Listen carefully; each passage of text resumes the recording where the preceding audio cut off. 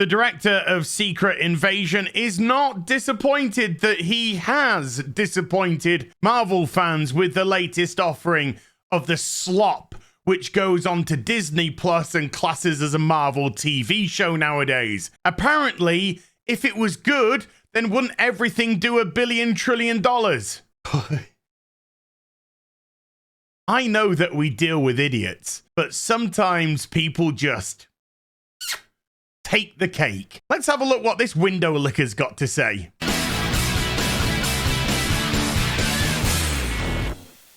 Hi everyone, it's Az here from HeelvsBabyface. Thanks to my co-hosting position on Friday Night Tights, I was forced to, thank you Gary, watch the first and the last episode of Secret Invasion. It was only 6 episodes long, and I already saw way too much of it. Both of them, in my opinion, were absolutely appalling, but the 6th episode, the final episode, was some of the most embarrassing, nay, correct myself, the most embarrassing thing that I have seen yet from the Marvel Cinematic Universe, and I've seen all of Phase 4, and that was an absolute disaster. But here we are with the director of that show saying, sorry? Oh, okay. Secret Invasion's director doesn't feel bad about disappointing rabid Marvel fans. No, they're called your customers. People who decide to pick up and watch and pay for your product is called a customer, not a rabid fan. The person who has handed over their good, hard-earned money has every right to be as critical or as praiseworthy of your product as they deem fit. And judging by the looks of the Rotten Tomatoes score for the whole season, it doesn't look like many people thought this was worthy of praise. If you had unanimously good reviews, every movie would gross $10 billion trillion, right? Wrong. Do you know something? This might come as a little bit of a shock to you, but good films actually might not do so well at the cinema. Good TV shows might not get picked up for a second season or more because of the audience that it's failed to get. Good things do fall through the cracks as much as bad things should fall through the cracks. However, if a product is good, then it has a better chance through word of mouth, critical reviews, customer reviews, to actually go out into the ether and gain a larger audience and garner the actual success that it deserves. Saying, oh, well, if I put out a good product all the time, then what would be the point? Do you know who would like $10 billion trillion for every one of their movies? Disney. So what this argument is, I'm a bit confused as to what you're trying to say by this. Other than, well, people have got to have shit to go with good? No, not so much. I don't think that, well... Current day, that fits very well. But if you lived in a system of meritocracy in which we should, where the cream rises to the top, that wouldn't hold any water. There was lots of different liquids in that analogy. Just go with it, please. The director behind Secret Invasion of Nick Fury's anus said he doesn't feel bad about garnering some disappointing reviews from some rabid Marvel fans, having just watched the final installment of the long-awaited MCU series. No. The 6th episode of the limited series clocked up a critical rating below 10% on Rotten Tomatoes. Well, what's below 10%? Oh, 8. It got an 8% review on Rotten Tomatoes.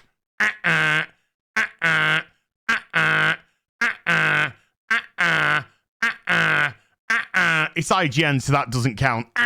Yes, only one positive review from IGN, who gave it a 7 out of 10. It's IGN. Zero credibility. Oopsie doopsies. Never mind, let's carry on, shall we? However, director Ali Selim has responded and said that he doesn't pay attention to reviews. Maybe you should, actually, particularly when they come from what is meant to be your audience. When asked about a certain amount of backlash to aspects of the MCU series, I don't know. Is our job to fulfill their expectations? Yes. Yes, it is.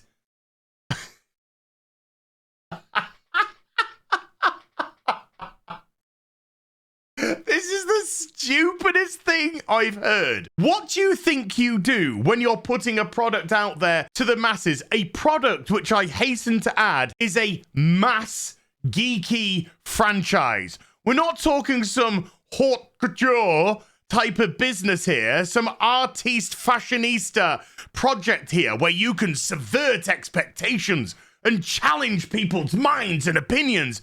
We're talking about fucking superheroes here. That's what we're talking about. So when you are creating this kind of product, and yes, that doesn't mean that it has to be shitty or pathetic or whatever. It can have good layers of depth to it. But you most certainly are trying to put something in front of the target audience that they are going to expect to be good. So the answer is yes. Yes, your job is to fulfill their expectations. They are expecting you to treat their characters and their storylines, their source material, with the respect that they deserve, not mishmashed and just crammed together and stuck about on a screen with name only in an effort to just put out content or to tell the story we've been telling. You haven't been telling a fucking story in stage 5, because it is a cancerous malignant tumor now of the Marvel MCU. It ended at Endgame. Everybody's starting to understand that, from the biggest of fans to way below now with the regular normies. They're understanding the whole thing fell apart and died at Endgame. You tried to reanimate a corpse from phase 4 onwards, and it didn't work because instead of trying to entertain your audience, you started cramming it full of intersectional and woke ideology and politics that people weren't interested in. And then on top of that, you took all their favorite heroes and you tried to all new, all different, all Marvel, all this, all that, all the other. And guess what? That failed in the comics, and it's failed miserably on TV and film. So yes, once again, you are meant to appease the fans. You're meant to appeal to the fans. You're meant to fulfill their expectations of you. Oh, I don't read reviews, with all due respect. You have no respect. You don't have any respect, and you certainly don't have my respect as well. Somebody who's as pompous and as arrogant as this and dismissive of their audience shows that they never cared in the first place, which again is one of Marvel's biggest problems. They're hiring people based on diversity instead of fucking talent, and that way they're not getting the meritocracy, which is the best of the best. They're getting the fucking color of your skin, your sexuality, your ethnicity, and anything else which is absolutely irrelevant to the entertainment that you're trying to give. However, you want to push that as the focal point of every single solitary fucking thing imaginable. Well, guess what? Go fuck yourself. Pick an orifice, any orifice, and ram it right up in there, because nobody fucking gives a shit about your ideology, your intersexuality, your ethnicity, color, whatever it may be. What they're interested in is having their expectations fulfilled in the form of enter-fucking-tainment, mister. For me, I view all the storytelling work I do as a dialogue with the audience. All right, shut your cow mouth, you pompous prick. No, you're not. You're pushing whatever you're pushing. I watched the first 2 episodes. It was fucking gobbledygook trash. It didn't make a lick of fucking sense. Nick Fury was shat all over. Characters who we have no understanding of were suddenly pushed to the forefront. The story was nonsensical, and at the end of it, you have the bestest ever Marvel, Ms. Marvel, who's Superman times 65, who's Ms. Marvel, Captain Marvel, all the Marvels in every single hole and orifice times 75 gazillion. All the DNA stuck in them, all the powers everywhere. Oh, just shut the fuck up. Dialogue with the audience. The only dialogue you have is in the mirror when you're looking at your face and fucking talking back and feeling how smug you are, mate. Dialogue with the fucking audience. When the show is finished and put up on the screen, that's my half of the dialogue. And the audience then starts their half to respond to it. They did. They said it was fucking dog shit. 8% on Rotten Tomatoes. Oopsie doopsies, never mind. 55% for the whole season, both audience and on the critical sense as well, which I personally believe, from the 2 episodes that I saw, is exceedingly generous. Addressing the blockbuster nature of a Marvel property, as well as the franchise's loyal fan base, Selim continued, I don't feel bad about mixed reviews. If you had unanimously good reviews, every movie would gross $10 billion trillion, right? Wrong. Projects resonate with different people at different times for different reasons, and Marvel has a very devoted, even rabid fan base who have expectations, and when their expectations aren't fulfilled, they move in the other direction. They will give it a thumbs down. Of course they'll give it a fucking thumbs down. I don't know. What you just put up on the screen is my half of the conversation, Selim, is, I don't know, let's just say dog shit.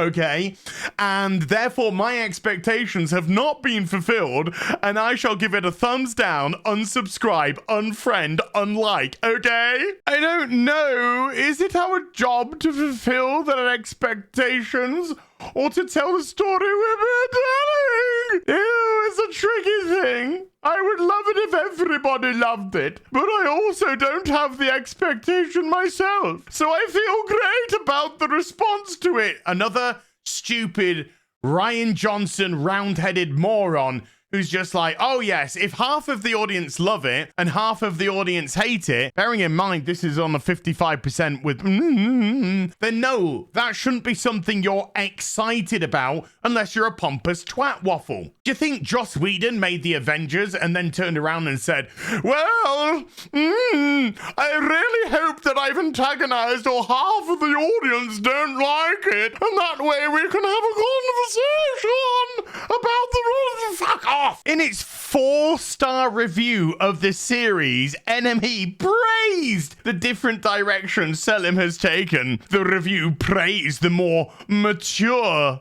Did you see Emilia fucking Clarke's arm? Drax's arm? I'm gonna carry this franchise with my strong arm. Style of storytelling and direction of Secret Invasion of Nick Fury's anus, saying it felt like a teenage franchise stepping out into the real world for the first time. No, it didn't. It was fucking dog shit. Because the Marvel Cinematic Universe, whether it be on the silver screen or the small screen, is dead. And it died after Endgame. And that is a fact. And that is what most people are now, thank God, waking up to. I'll see you in the next video. You take care. Bye for now.